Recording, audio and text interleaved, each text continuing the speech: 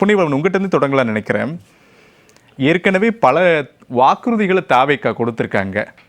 Budget அறிவிப்பின் போது இந்த வாக்குறுதிகள் எல்லாம் நிறைவேற்றப்படுமா அப்படின்ற ஒரு எதிர்பார்ப்பு மக்கள் மத்தியில் இருக்கு. ஆனால் இன்னைக்கு தாக்கல் செய்யப்பட்டிருக்கூடிய இந்த வெள்ளை அறிக்கை முற்றிலும் வேறு கோணத்தில் இருக்கு.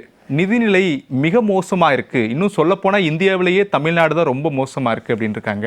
இப்போ எப்படி தாவேக்கா அரசு என்ன சொல்ல வராங்க? ஒரு பக்கம் நாங்கள் சொன்ன வாக்குறுதிகளை நிறைவேற்றுவோம்னு சொல்ல வராங்களா, இல்லை மோசமாக இருக்குது எங்களுக்கே ஸ்டேபிளாக சில காலங்கள் எடுக்கும்ன்றத சொல்ல வராங்களா? எப்படி புரிஞ்சுக்கலாம்? இல்லை, அடிப்படையில் யாருக்கு என்ன சொல்ல வருகிறார் அப்படிங்கிறது கேள்வியாக கட்டமைக்கப்பட்டிருக்கும்.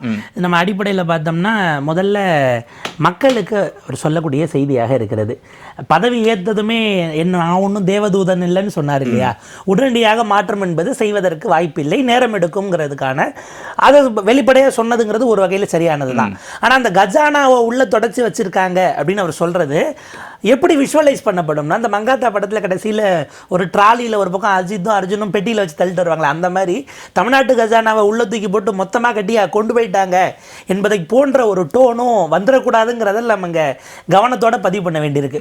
முதல்ல ஒரு கால வரையறையை கேட்பதற்கு இதுவும் ஒரு காரணமாக ஒயிட் பேப்பரை பயன்படுத்துகிறாங்க. மக்களிடம் தான் அது ஃபஸ்ட்டு கொண்டு போய் சேர்க்கக்கூடியது. ரெண்டாவது பார்த்தீங்க அப்படின்னா எதிர்கட்சிகள் ரொம்ப குறிப்பாக இன்றைக்கு சொன்னீங்களே செஞ்சீங்களாங்கிறது இப்போ அடுத்து வரும். நீங்க சொன்னதை முதல் பட்ஜெட்லேயே ஏன் வரலன்னு பட்ஜெட் முடிஞ்ச பிறகு எதிர்கட்சிகள் எழுப்ப போறாங்க. நேரடியாக திமுகவின் மீதான விமர்சனம். நிதியமைச்சர் அவர்கள் பேசும்போது ஒரு 20 ஆண்டுகளாகவே நம்ம கடனுக்குள்ளே போய் சிக்கிக்கிட்டோங்கிறாரு. அப்ப அதற்குள்ள அதிமுகவும் சேர்ந்து வருது. அவர்கள் பல நேரங்களில் நினைவு கூறுகிறார் அம்மையார் ஜெயலலிதா அவர்களுடைய ஆட்சியும் உள்ளடக்கியதாக தான் இருக்க போகுது. ஸோ எதிர்கட்சிகளுக்கான விமர்சனம் உடனடியாக கேட்காதீங்க அப்படிங்கிறது, கேட்டாலும் பதில் உங்க மேல திருப்பி விடுறதுக்கு. மூன்றாவது, இந்த நிதிநிலை இப்படி இருக்கிறது. ஏற்கனவே நாங்கள் ஓரளவுக்கு இணக்கமாகத்தான் திட்டங்களை பெறுவதற்கு மத்திய அரசோடு போவோன்னு சில சிக்னல்ஸ் அவர் கொடுத்திருக்கிறார். அது பிரதமர் மோடி அவர்களை சந்திச்ச போதுமாகட்டும், நிதியமைச்சர் நிர்மலா சீதாராமன் அவர்களை சந்திச்சதாகட்டும், இந்த சூழல் நிதி ஆயோக் கூட்டத்தில் அவர் பேசினது, இதெல்லாம் வச்சு பார்க்கும்போது ஒட்டுமொத்தமாக ஒரு எதிர்நிலைக்கு போக மாட்டோம், ஒரு நேரடி ஆதரவு நிலையும் போக மாட்டோம். நீங்க இந்தியா கூட்டணியில் அவர் நேரடியா சேராததும் ஒரு பொலிட்டிக்கல் சிக்னல் தான். அப்ப இணக்கமாக நாங்க இருப்போம், பிசினஸ் ப்ராப்பரா கொண்டு போகலாம், இரண்டு அரசுகளுக்கு இடையிலான உறவு என்பதற்கு நாங்க இருக்கக்கூடிய நிலையை காட்டிட்டோம், நாங்க டிபெண்டா இருக்கோம் என்று சொல்லக்கூடிய ஒரு செய்தியாகவும் நம்ம அதை இப்போ அரசியல் கட்சிகளுக்கு சரி, இது ஒரு சமிக்கை. உங்களுடைய ஆட்சி காலத்துல தொடங்கப்பட்டதுதான் இன்னைக்கு நீண்டு வருகிறது அப்படின்னு சொல்றது.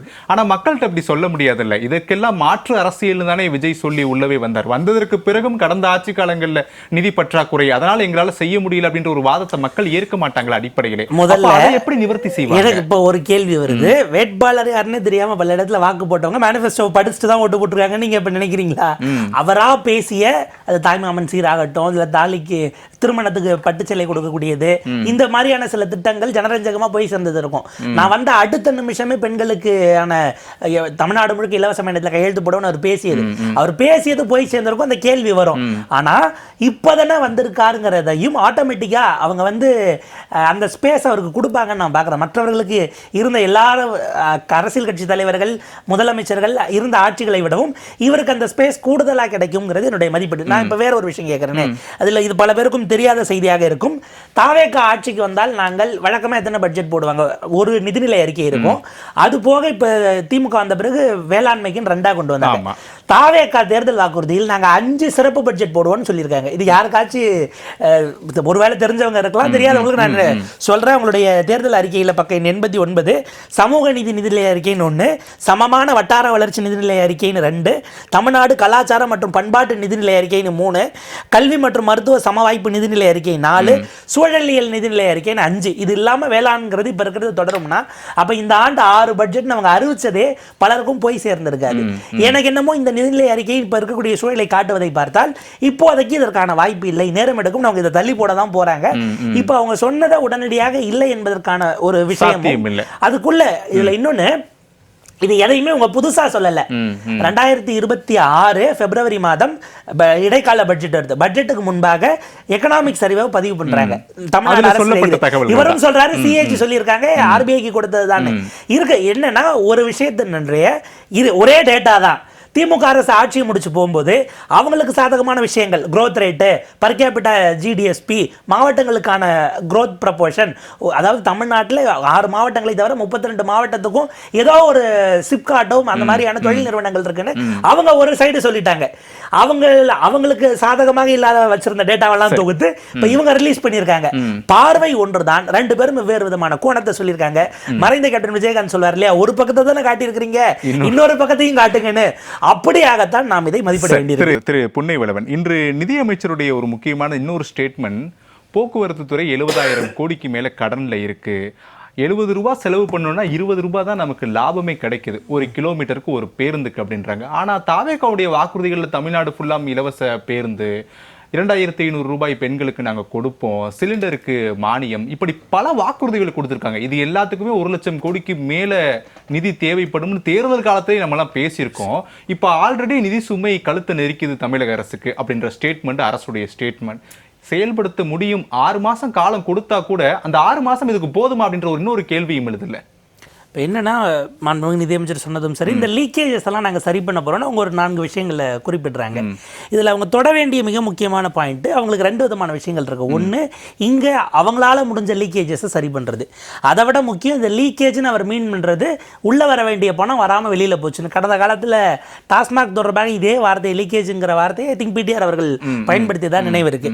இதை விட மிக முக்கியம், லீக்கேஜ் இருந்திருக்குன்னா உள்ள கஜானாக்கு வராமல் வெளியில் போயிருந்தால் அதை யார் கொண்டு போனாங்கிறத நீங்கள் ஃபிக்ஸ் பண்ண வேண்டிய தேவையும் இருக்கு. அரசியல்வாதிகளோடு சேர்த்து அதிகாரிகளுக்கும் பொறுப்பெடுக்க வைக்க வேண்டிய தேவை இருக்கு.